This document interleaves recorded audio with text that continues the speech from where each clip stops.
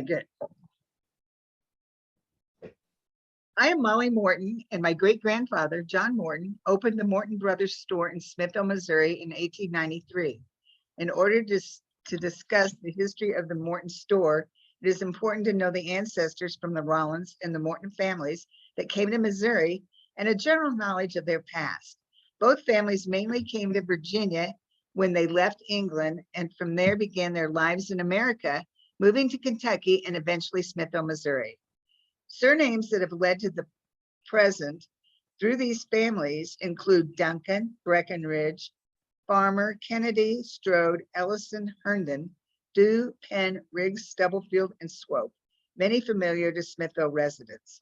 My grandfather, Leon Mapes Morton, was the second child of John Morton and Martha, who was called Mattie Rollins. The story will begin with the Rollins family because they came to the Smithville area first.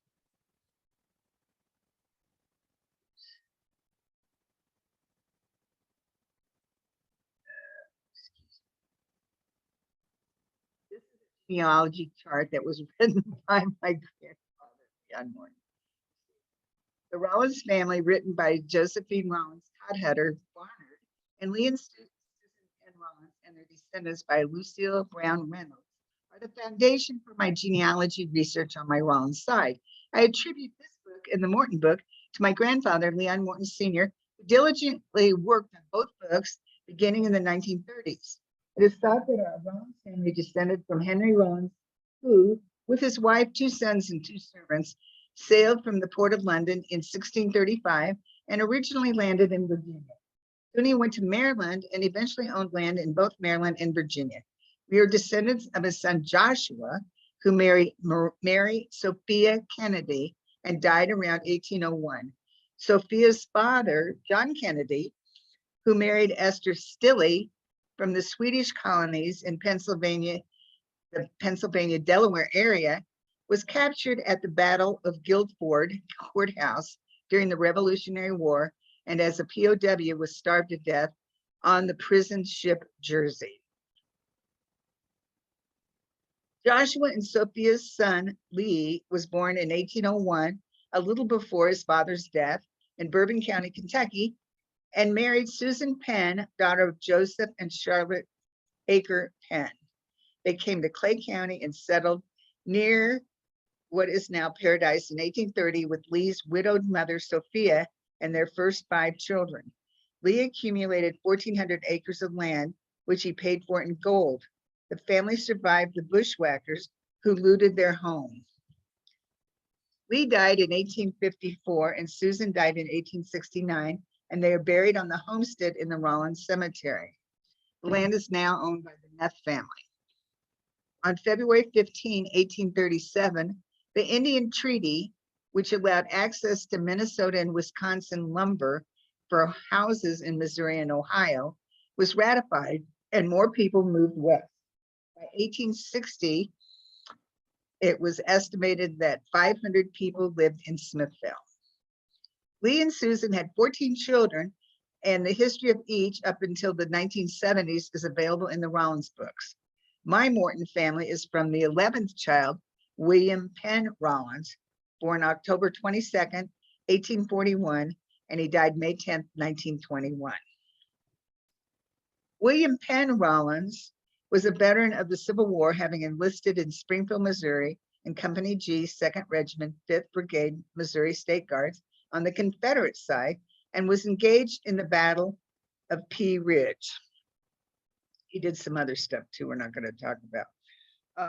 He later entered taught school at Turn. One winter, he worked in the silver mines of Nevada, and in the 1890s, he was employed in the Cripple Creek, Colorado mines for several years. He married Rosella Aker in August of 1867. They were the parents of my great-grandmother, Mattie Rollins, who was married in this house that we see. And here's their family. And here's Mattie. Moving to the Morton side of the family, I'm very lucky to have a book that my grandfather spent much time working on, as he did the Rollins side. Genealogy of John Morton, Henrico County, Virginia, and his descendants, compiled by Beulah Jeanette Johnson, 1939. Columbus Harris Morton, my great-great-grandfather, was born in 1838 in Covington, Kentucky. He went to medical school in Cincinnati and then served as an officer physician in the Civil War for the Union side. Although Kentucky was considered a southern state, Louisville residents were sympathetic to the North. This proved very important to President Lincoln, who needed the waterways available to bring supplies to his troops in battle. After the war ended, Columbus Morton followed his uncle, Judge Benjamin H. Morton, to Platte County, Missouri, soon relocating to Smithville. He married a local girl, Sarah Braskill, in September of 1866. C.H., as he was known, practiced medicine and knew the James brothers before they became outlaws. He used his efforts and influence, which resulted in the erection of the first school building in Smithville, which stood on the site of the downtown school building. C.H. and Sarah had a son, John Stroud, born September 22nd, 1867. John attended state normal schools at Kirksville in Warrensburg, Missouri, and he taught school for a time. He was a clerk for Braskill and Thatcher Mercantile store in Smithville for 4 years for his uncle, Jack Thatcher. John S. Morton married Martha Stewart Rollins, we've talked about her, Maddie, on February 10, 1892. This is his brother Crawford at a desk in the store. Notice the Maytag Ringer washing machine. And they sold Maytags up to when the store closed. In 1893, at the age of 26, he and his 19-year-old brother, Alex Crawford Morton, formed a mercantile business in partnership named Morton Brothers in the Odd Fellows building. This is the beginning of the Morton department store. 1893 was a notable year, with the zipper being introduced at the Chicago World's Fair and the Gibson Girls being created by illustrator Charles Dana Gibson. John and AC, as Crawford was called, opened the store with a boxcar of merchandise shipped from Chicago to Edgerton, the nearest rail point, and operated on a cash basis. In May of 1893, their first carload of merchandise arrived in Smithville. John and Crawford quickly began to unload the merchandise that they had made a trip to Chicago to order and started stocking the shelves of their newly founded general store. While they were still putting stock on their shelves, Mrs. Will Thatcher happened by and noticed some garden seed. She asked if it was for sale. The men said that it was, and their first sale was a 5-cent package of garden seeds. Business had its ups and downs. This is the picture of the John Morton family in front of their house. In 1894, the brothers built their own building. Then John Morton suffered a nervous breakdown during the silver panic of 1896, but he recovered in 6 months. After surviving the panic, the store was faced with another problem. The town newspaper had a circulation of only about 300, and John Morton didn't feel his advertising messages were getting to enough people. So in 1903, the brothers started their own newspaper, the Smithville Star, with Ed Heaton as its editor. My grandfather, Leon Morton Sr., recalled that the old 5-column press, which was used to print the paper, had to be turned by hand, which was a chore because there was no electricity. John invented a pump device that made the operation easier, which he attached to the flywheel of the press. Printing only 1 page at a time, they put out 8 pages each Thursday and soon built their circulation up to 2,500. Leon Sr.'s job was folding the pages into papers. In 1909, the Star was sold to its editor, Mr. Heaton, who also purchased the other newspaper, the Herald. The editor then combined the two into the Democrat Herald. Leon recalls that his dad was against the newspaper taking a political affiliation, and that was the reason Herald was used on the masthead. Back to the store history. In 1903, Crawford Morton sold his interest to his brother, and the name was changed to the John Morton Dry Goods Company.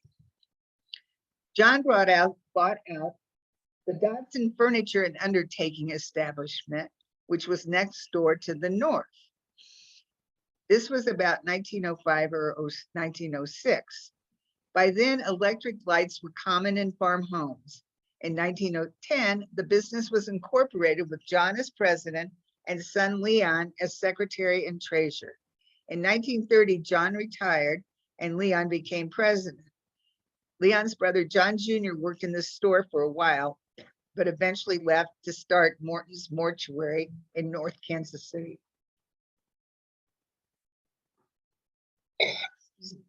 An article in the DH on May 26, 1933, the 40th anniversary of the Morton store, recalls when the store opened, excuse me, in 1893, there were no telephones, electric lights, rural mail carriers, automobiles, radios, or paved roads.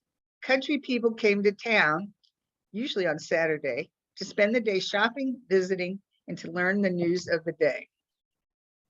Here's a picture of the Morton brothers letterhead. Both John Morton and Crawford are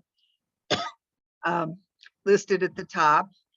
And they also, there's a little IOU written on the back of the business card. The store was unusual in that it operated on a strict cash only basis. The name of the store had been changed from Morton Brothers to John Morton Dry Goods Company. This is the Morton family. John Morton with his family down in the right. Nevertheless, the store's success is attributed to the dependable merchandise, marking goods at the lowest possible prices, and then making liberal use of the local newspaper to invite the public to their store. In the early 1900s, the Morton store, which sold Buster Brown shoes out of St. Louis, would host Buster Brown, who would take the train to the store, and a large crowd would gather outside. Little Buster Brown would stand on a high podium and talk to the people. The store sold these shoes for school children and also had a list of school supplies for each grade that the students could buy before classes began. This is a picture of the store in 1919. The selling of school supplies continued into the 50s and 60s. And I remember that in preparation for my next grade at school, I would sit on the stools at the counter and pick out my supplies from a list. Class rings were also purchased there in the early years. If a person would purchase as much as $1 worth of merchandise, they would receive a free plate during the Christmas season. Glass serving bowls were also given to customers. Many young girls, including Lou Kindred's mother, would model the latest style dresses for the store. And there was always a Santa Claus for people who tell their stories during the Christmas season. During that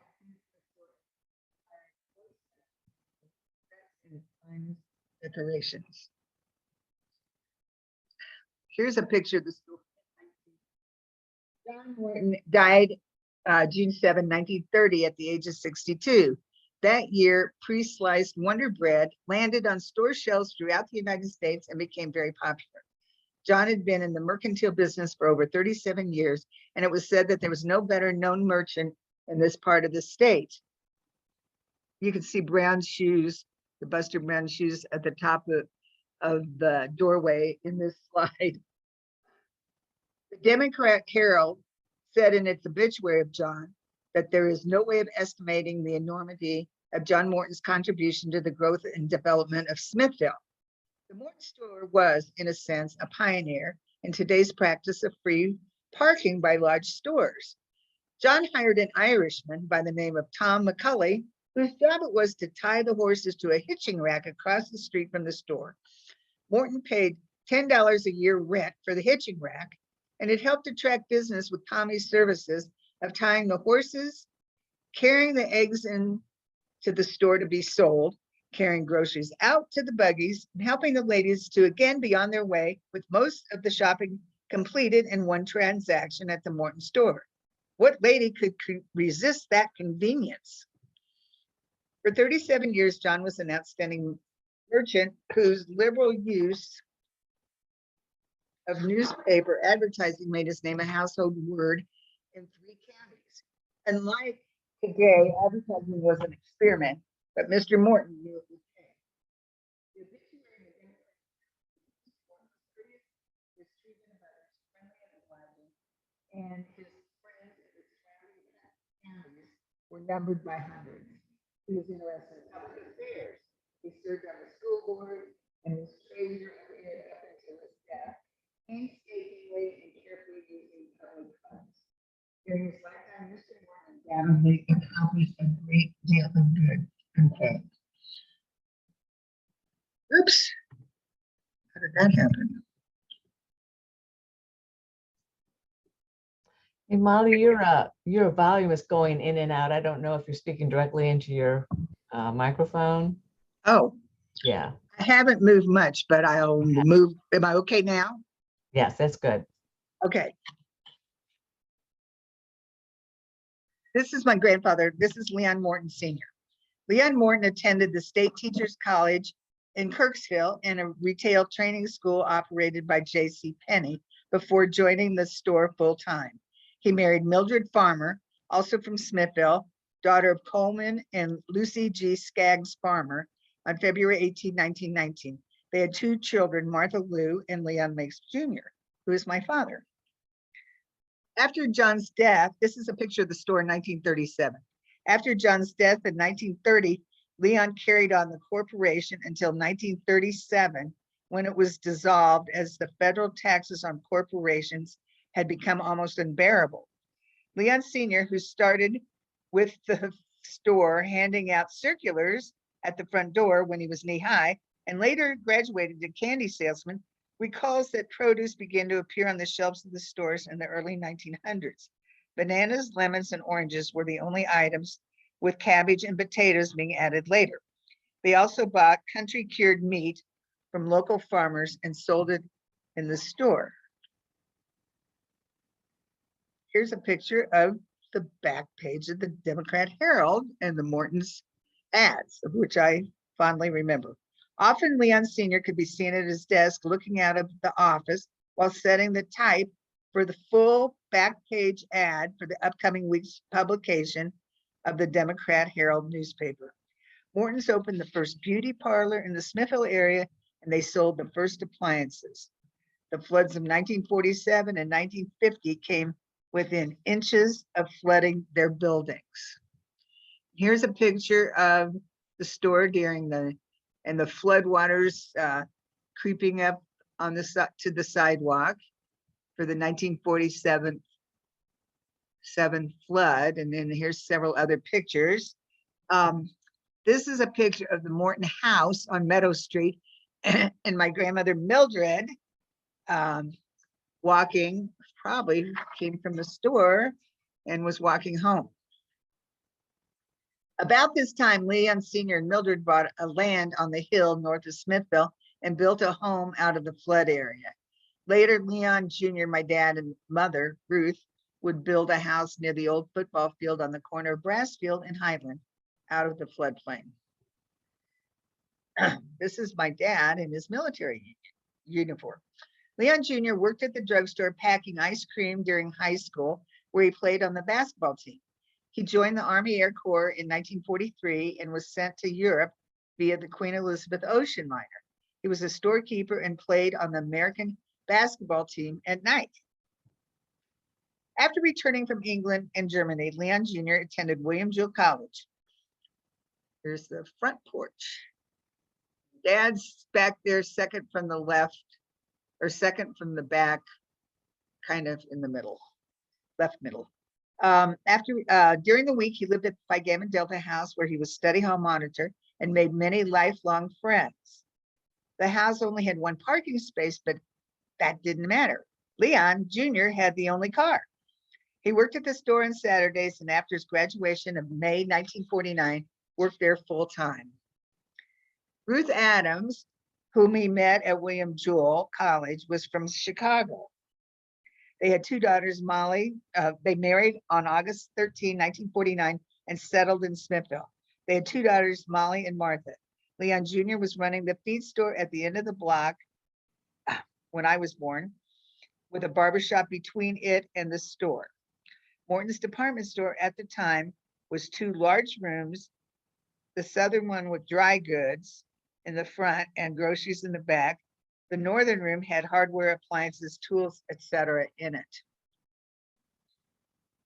Another first was scored by the Morton store when WDAF TV started in Kansas City. The only picture printed in the KC Star the next morning was a picture made in Morton's store on one of the first TV sets in the area, showing Randall Jesse, who was of the Star, on the screen. My mother, Ruth Morton, was prominent in the picture. The store went from a counter with shelves of goods behind it that a clerk, I remember Tom Cockrell doing this, would hand you when you were asked, to a modern grocery store set up with rows of shelves and carts, a checkout stand, and even a bagger on weekends. Ham sandwiches for 10 cents each were sold to promote Wonder Bread periodically. This was in about the early 60s. There's a Pat store stationery, of which I still have one. This was used to take orders and write up the sales. This is something I specifically remember Tom Cockrell using. Here's a picture of a 15-inch snowfall in 1958. Here's downtown and the store with cars in front of it.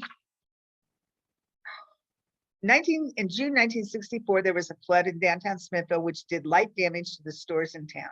The next year, on July 19, 1965, there were flood warnings, and my mother, sister, and I went to the store to move merchandise up to 4 feet high in case we needed to leave it there for a few weeks until the flood danger passed.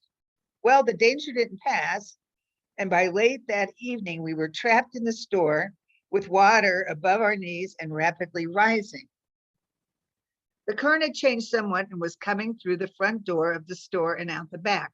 Eventually, we made our way to the old hospital building where there were now some mission people living, and we spent the night in the few rooms on the 3rd floor. The next morning, we went out on the 2nd floor roof and were rescued by a boat with no less than a 75 horsepower motor. We were taken to the Littrell's house above the high school, where we were fed and took a nap. Dad was rescued later, but was let out somewhere else.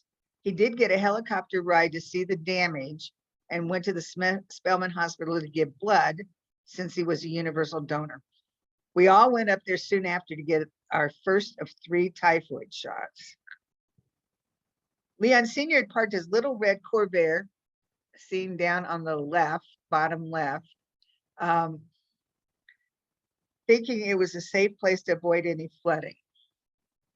The car was covered with water, and when it dried out, Leon drove it for the rest of his life. Now this, I think the car had been moved before, moved because it had dried out some by then. In September, the Democrat Herald published a small notice under echoes of the flood as follows. As time goes by, it becomes more remarkable that many lives were not lost. Every day we hear of narrow escapes. Mr. and Mrs. Leon Morton and daughters Mollie and Martha, Mr. and Mrs. Bob Lake, Miss Maureen Farmer, and Leon Morton Sr. remained in the Morton store almost too long, but when the water was waist deep, they were able to reach the 3rd floor of the Gospel Mission building, where employees of the mission were marooned all night. Someone thought of Miss Betty Thatcher, who lives between the mission and the drugstore. Leon Morton Jr. went for her and was barely able to pull her through the current to the mission. After being removed from the mission, Betty was taken to the home of Miss Hugh Fan and Lois, where she remained for 2 weeks while her home was being rehabilitated. Had Bob Lake not been there, it would have been very difficult to get us all out before the water dragged us down, because he and Leon Jr. were the only ones able to stand up in the current. The Morton house on Meadow Street survived, but next door, Lula Cobb, Leon Sr.'s sister's house, only was spared from being hit by the Campbell house, which was dislodged from its foundation because instead the Campbell house slammed into a huge mulberry bush and tree which blocked its way. A few days later, Missouri Senator Stuart Symington reported to the United States Senate on the flood in response to Leon's report to him on the devastation. This is preserved in the congressional record. Senator Symington secured $50,000 that fall for the rebuilding of the street, sewer system, and other infrastructure in town. We, my sister Martha, a great aunt Zoe, Aunt Rosalia, granddad Morton, and my mother Ruth spent the rest of the summer in the store cleaning what merchandise survived. Granddad sold what he could. He also had apartments on Meadow Street that needed cleaning and rehabilitation. Leon Jr. got a job in Excelsior Springs, 28 miles away, managing a laundry, a commercial laundry. At the time of its closing, because of the disastrous flood, Morton's department store was then one of the oldest established businesses in Clay County. Previous floods had occurred in 1885, 1917, 1929, 1947, 1964, and then the one that put the store out of business on July 19, 1965. More than 400 people had worked there, and the store occupied about 10,000 square feet of floor space, including warehouses. This is a gathering to celebrate a picture of the gathering to celebrate the donation of funds to build the Linton Center at the dam. I guess the Smithville Clinic gave enough to push it over the top. For the town to continue to exist and grow, something had to be done to meet the need for flood protection, a need some citizens had recognized for years. Leon, Jim Justice, and other believers that flood protection was a must if Smithville was to continue as a viable community, decided that something had to be done. Using the existing Platte River Flood Control Association of Northwest Missouri as a starting point and recognizing that a solution would involve large amounts of money, efforts were made by the board and its treasurer, Leon Morton, to gain the support of appropriate federal, state, and local authorities. The road was long and beset by many problems, mostly political. The personal trips and appearances by board members, usually at their own expense and often to Washington, D.C., gradually became effective, then successful. Now Smithville has its beautiful dam and lake for all to enjoy.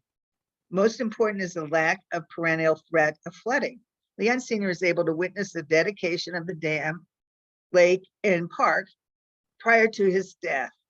He and those people who work so hard on the impossible task should feel justly proud. Here's a picture of the Smithville Kiwanis Club.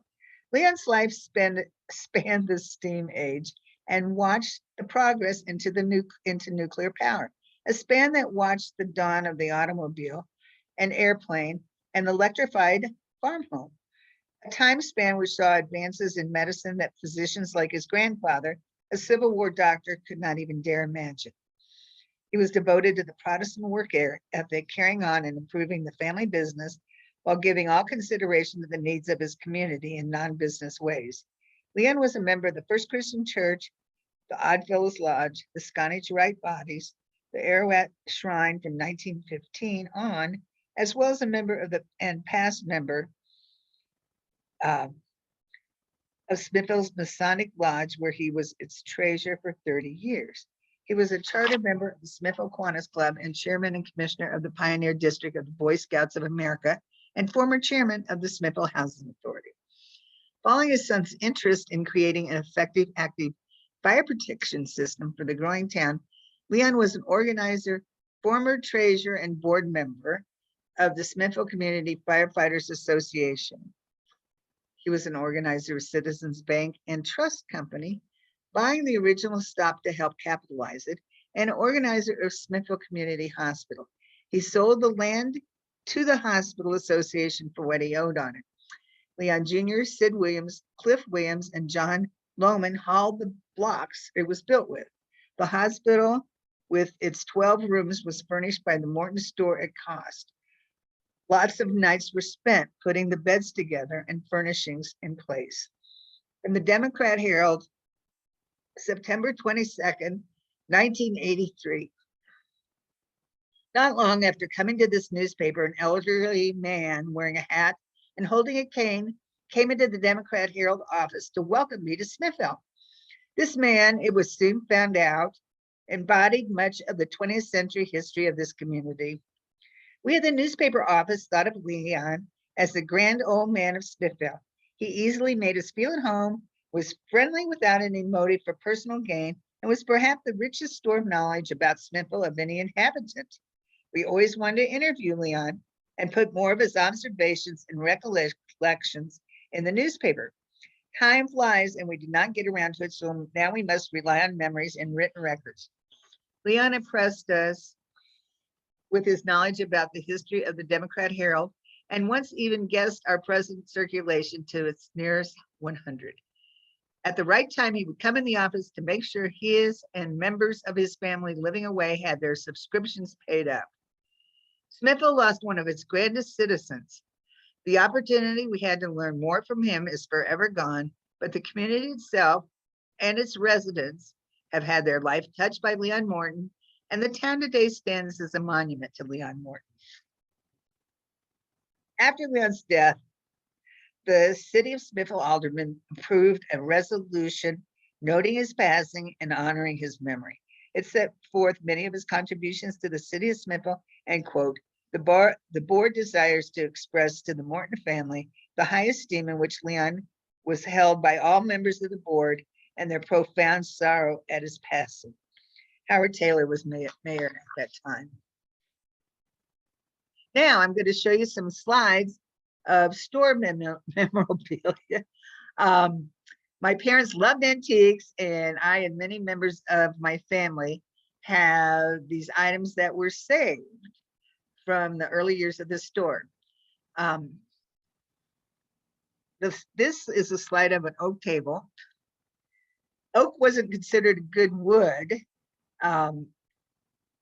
later on, like the 50s and 60s, according to my dad. That's what he told me. And they sold many of these tables for $2. They had a warehouse full of them at the time of the flood. This is a fire extinguisher that hung in the store. My dad had them made into lamps. And in some of those earlier pictures, you could have seen that those fire extinguishers hanging there. This is a glass pickle jar. I don't keep pickles in it. That sat next to the brass cash register that was on one of the glass cabinets in the middle of the store as you would check out. The brass lamp that hung in the store, and those are prominent in some of the early pictures as well. And the spool cabinet, I remember being in the sewing area of the store, and it had thread and other sewing notions.